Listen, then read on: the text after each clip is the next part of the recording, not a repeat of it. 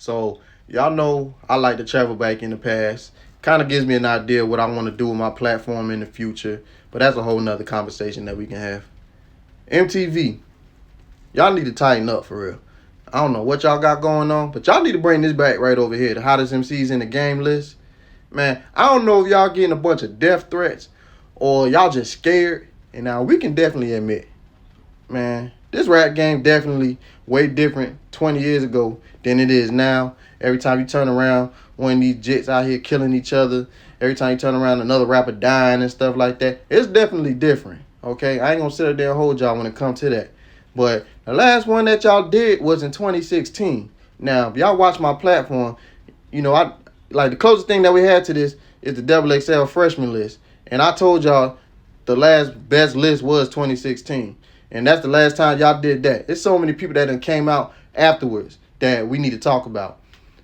And I don't know, man. Like I said, tighten up. Because I feel like this, when this came out, I feel like this is ours. Because you see a lot of folks out here sitting up there getting mad when, like the Grammys come out every year and stuff like that. And they don't ever get it right. Like, this right here was ours. And even if, like, they not getting it right, it's healthy, like a healthy conversation and stuff like that. And it made people want to step it up, too. That's the thing about it. And the thing is with this, because I was talking to my homeboy, he said, like, in his city or whatever, like, they do something like that, too. And, like, the rappers over there be beefing or whatever.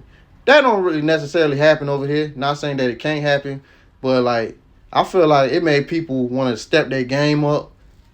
Or, you know what I'm saying? Like I said, just got folks talking.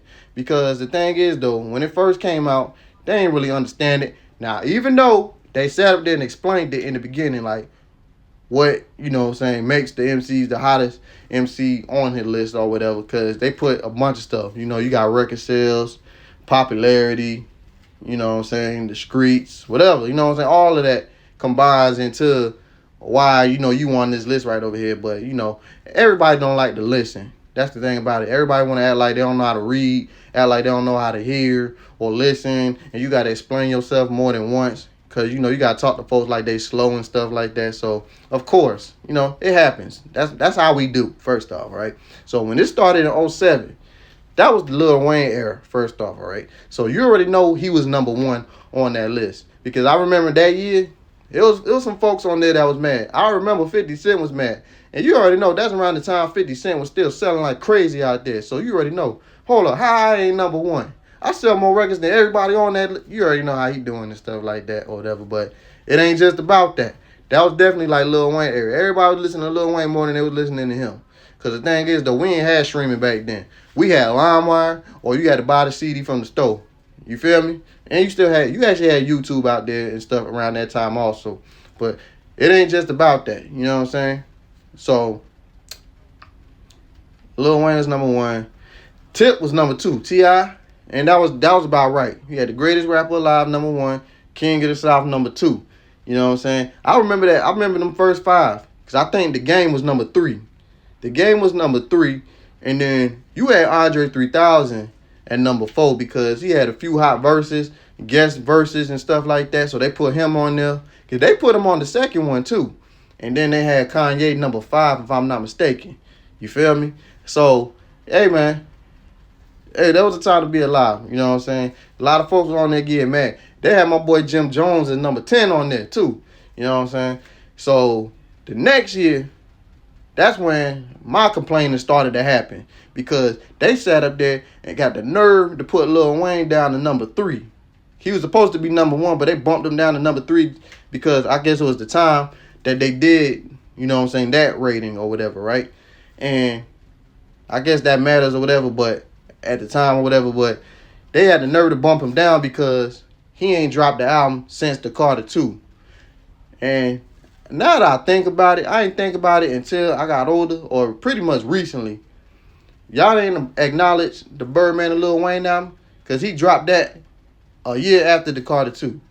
But anyway, regardless, Lil Wayne was supposed to be number 1. Not saying that Kanye didn't deserve to be number 1 on there because, he was still riding high for that graduation success because he sold darn near 1 million copies the first week or whatever. But that was Lil Wayne. '07 to '09, that's Lil Wayne era. You know what I'm saying? We can really say '06, but I'm going to let T.I. have that because T.I. had a phenomenal year.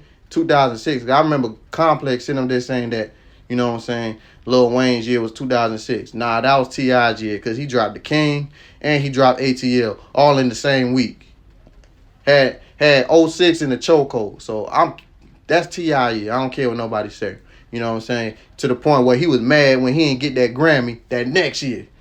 And you already know what that started. So yeah, that was my complaint right over there.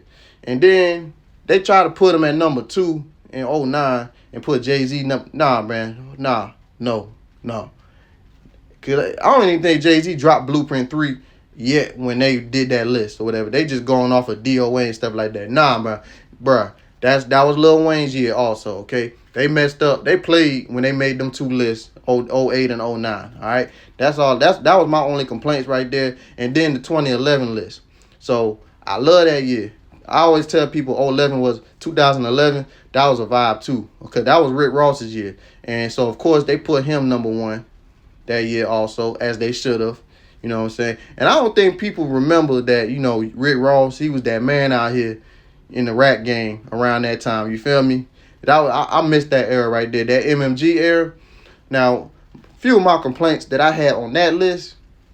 Now, 2011, I remember when they were sitting there trying to do the ratings, right? Because it was between Wale and J. Cole for the 10th spot.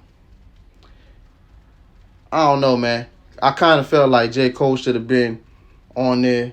But my thing is, though, too, Wale deserved to be on there, too, because the thing is, though, MMG, boy, 2011, but they took over. But my thing is, though, because I think Meek Mill was before or after Big Sean. I can't remember.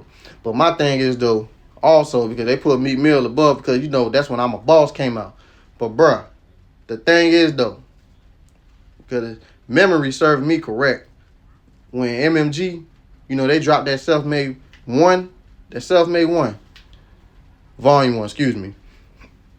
Around that time, first off, Wale already had an album out. And when he signed, that year when he signed, I felt like I said, memory served me correct, he was actually hotter than Meek Mill. It was Ross, and then you had Wale, and then Meek Mill. Okay, just for that year, though. Like, that's when he dropped Ambition and stuff like that. You know what I'm saying? He dropped Ambition, and J. Cole dropped the Sideline Story, whatever. Everybody was on them, acting like they listened to him all the time and stuff like that. Everybody want to be a Wale and J. Cole fan. I remember that. But that was Wale year out of them two. You feel me? Now, the next year and the years prior, definitely Meek Mill had it. Because at that point, they were trying to say, Meek Mill, he the hottest one in MMG. And you know what? He definitely was. You feel me? But I say 2013 and whatever, you know what I'm saying? But the thing is, though, man, I don't know, man. I feel like maybe Wale should have probably been up there and then bump Meek Mill down, whatever. But Meek Mill was still rising around that time, too, though. Don't get me wrong. So it's kind of hard. But the other problem that I had, Wiz Khalifa. Wiz Khalifa was number 9. Now, y'all already know. All right, that year, everybody was trying to dress like him. Okay? Everybody had the blonde patch and they afro. Everybody was out here smoking trees and stuff like that. Everybody was bumping his music, trying to dress like him and stuff. He should have been way higher than that. You know what I'm saying? He had I Roll Up. He had that. He had everything on that, man. I ain't even sit up there and try to go back and try to remember, but he should have definitely been way higher than that. I don't know what they had going on when it came to that, but everything else is a blur. I gotta look at the list again from like 2012 and up like that, but that was the issues that I had when it came to 2011, and I ain't know how to feel when they put Lil Wayne at number 5 and Nicki Minaj over Lil Wayne. I don't know. Like 2011, and Drake. I think Drake was number 2. I don't know. That list was kind of off, but I just left it alone from the top 5 and up though. But other than that though, y'all tell me how y'all feel about the hottest MCs in the game. I feel like MTV definitely need to bring it back. And y'all tell me how y'all feel about some of the lists that they had on there, and tell me like some of the memories y'all had and what y'all got mad at too. Cause like I said, 2011 kind of made me mad a little bit. You know what I'm saying? And definitely '08. Lil Wayne should have definitely been number 1 in 2008. But other than that, man, y'all be blessed out there, man.